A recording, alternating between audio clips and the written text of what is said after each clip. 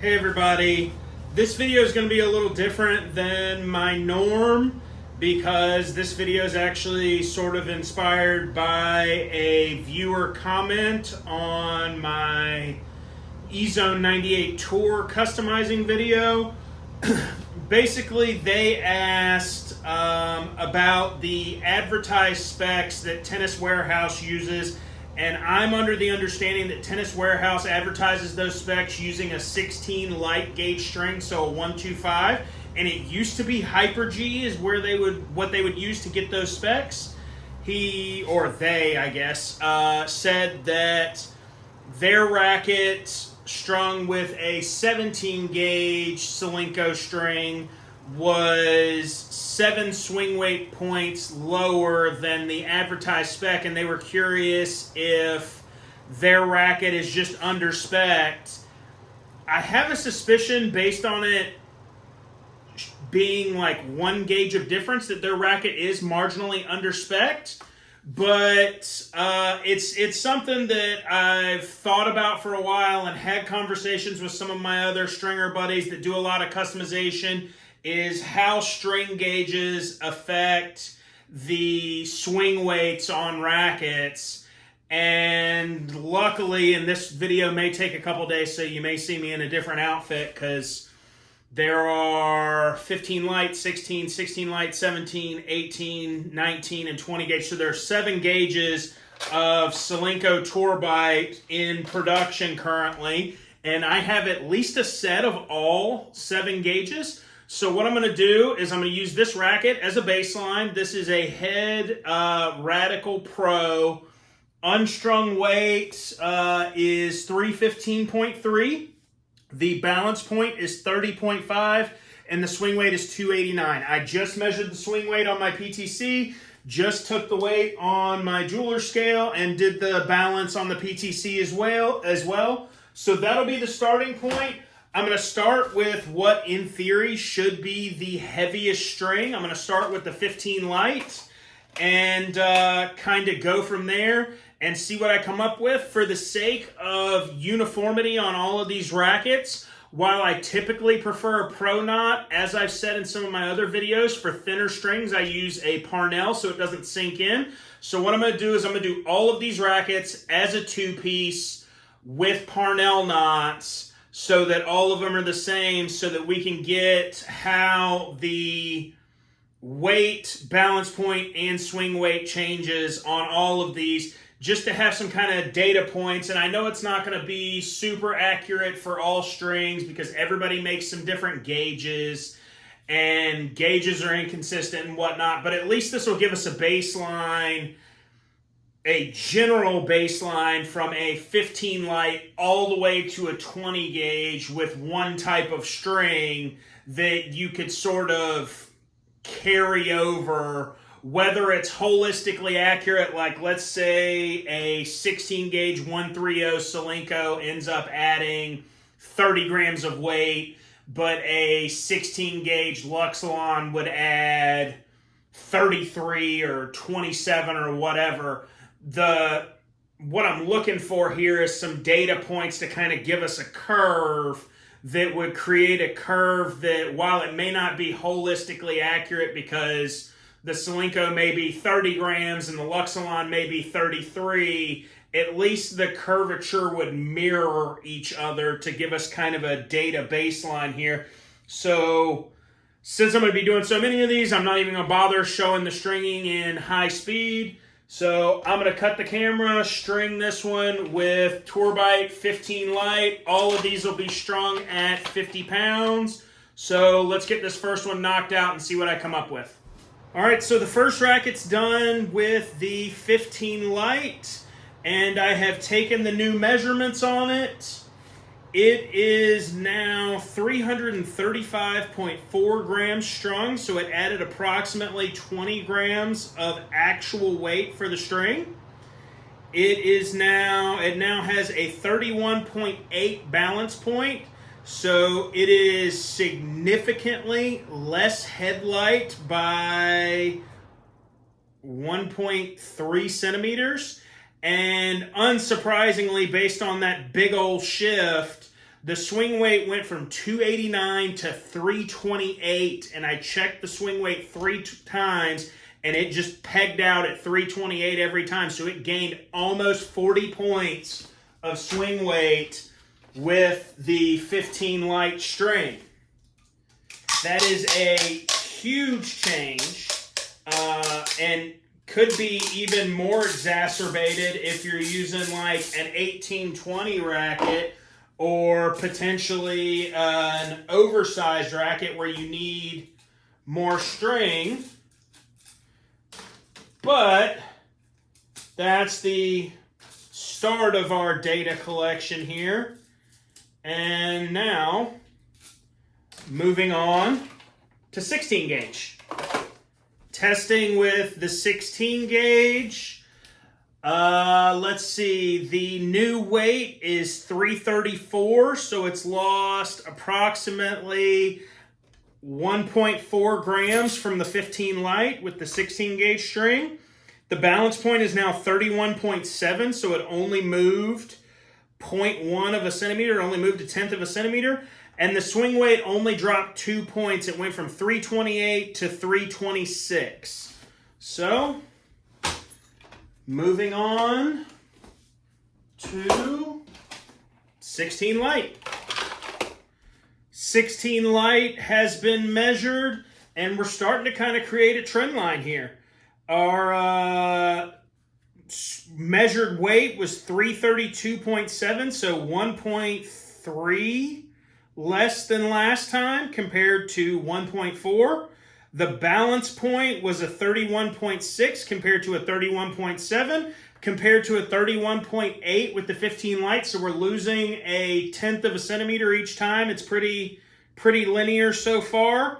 The swing weight does drop off more than it did the first time. So previously with the 16 gauge, swing weight was 326. With the 16 light, it was 323. And as a reminder, with the 15 light, it was 328. So first we were at 328, switched gauges, went down a gauge, lost a couple points of swing weight, went down another gauge and lost 3 points of swing weight. So maybe they're not perfectly linear, but sort of. We're definitely getting results in a manner that you would expect. The trend is definitely moving down. And it's surprising how marginal, to me, the change in the weight and the balance are to create the difference in the swing weight. Because, I mean, you're at 1.4 grams, and a tenth of a centimeter in balance is the difference between 2 grams of swing weight and 2 points of swing weight and 3 points of swing weight. Like, it was almost the same movement, but it created a larger gap. Stringing number 4 with 17 gauge Tourbite came out to 331.25 grams strung. So it's about 1.5 grams, like let's call it 1.45 less than the previous. The balance point is the same. The balance point is still 31.6, so no change there. And the swing weight went down to 320, so another 3-point swing weight decrease. Moving on to 18 gauge. 18 gauge testing complete. Strung weight this time 329.9. Balance point of 31.4, so it moved 0.2 of a centimeter this time, after not moving between 16 light and 17 gauge. It moved 2 notches this time.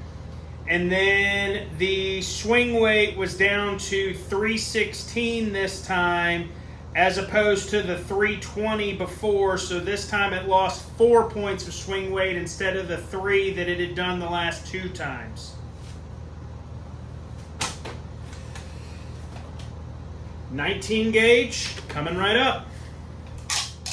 19 gauge strung came out to 328.3, so it lost 1.6 grams from the previous 18 gauge string, with a balance point of 31.3, so it still moved another tenth of a centimeter down. and then a swing weight of 313, so only a 3-point change this time. But if you compare the 19 gauge to the 15 light, it's lost about 7 grams, moved about half a centimeter of balance, and in that time it managed to lose 15 swing weight points, which is a pretty big delta between that really thick string and this really thin string. But still have one more racket with the 20 gauge to string coming up. 20 gauge racket complete, and the 20 gauge seemed to take a decent jump on overall mass and swing weight compared to pretty well every string. Every other string's been kind of like 1.5 grams, 1.25 grams of total weight difference. Between 19 and 20 gauge went from 328.3 to 326. So the 20 gauge is 2.3 grams less than the 19 gauge. And remember, the average was closer to like 1.5, 1.45. Balance point moved down to a 31.2, so only another 1/10 of a centimeter there. And then the swing weight really fell off a cliff after it being kind of a 2, 3, maybe even a 4-point swing weight change all the way down. The 19 gauge was a 313. The 20 gauge was a 308. So it dropped by 5 points of swing weight. And just to illustrate the massive delta in change between like a 15 light and a 20 gauge, and why they can make a racket feel like a completely different racket. At 15 light, the total strung weight of this racket was 335.4 grams. At 20 gauge, it was 326 grams on the dot. So you lost almost 10 grams of weight between the 15 light and the 20 gauge. And not just that, it shifted your balance point over 1/2 centimeter from a 31.8 to a 31.2. And then you also lost 20 points of swing weight. This racket with the 20 gauge is drastically easier to swing for more people than the 15 gauge. But the 15 with all that additional mass and the additional swing weight is going to be a lot more solid. So you do have your trade-offs. This was an interesting experiment and frankly a long time coming. Like I said, I kind of talked to some of my buddies before, hey, what's the kind of difference in a swing weight between gauges? And it's so hard to nail down because we're constantly using stringing different rackets for different clients and different string, whether it's different gauges or it's like a hybrid setup versus a full bed.